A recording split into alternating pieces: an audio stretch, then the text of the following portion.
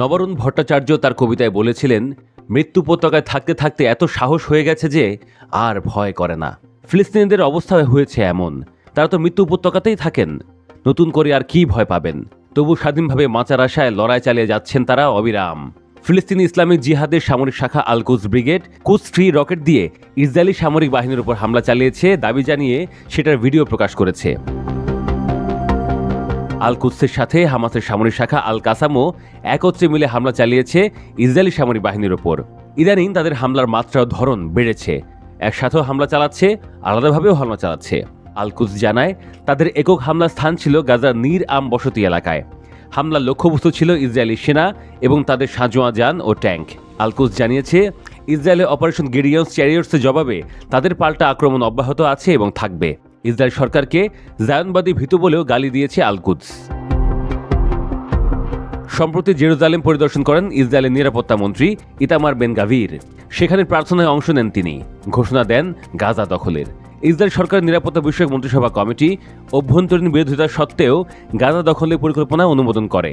এতে ব্যাপক হারে গণহত্যা, ধ্বংসযজ্ঞ, বন্দীদের প্রাণ ঝুঁকি সহ বড় আকারে মানবিক বিপর্যয়ের আশঙ্কা দেখা দিয়েছে। ইসরায়েলের প্রধানমন্ত্রী বেনিয়ামিন নেতানিয়াহু হামাসকে নির্মূলের পরিকল্পনা সাইনবোর্ড ঝুলিয়ে গাজা দখলের পরিকল্পনা এঁটেছেন। সে অনুযায়ী গাজা শহর থেকে প্রায় 10 লাখ ফিলিস্তিনিকে চলে যেতে বলেছে ইসরায়েলের সামরিক বাহিনী।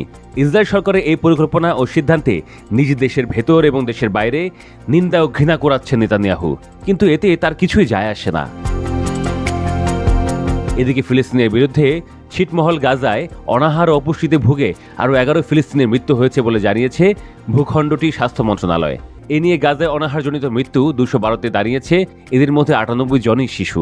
স্বাস্থ্য মন্ত্রণালয়টি আরও জানায়, শনিবার গাজায় ইসরায়েলি সামরিক বাহিনীর হামলায় অন্তত 38 জন নিহত হয়েছেন।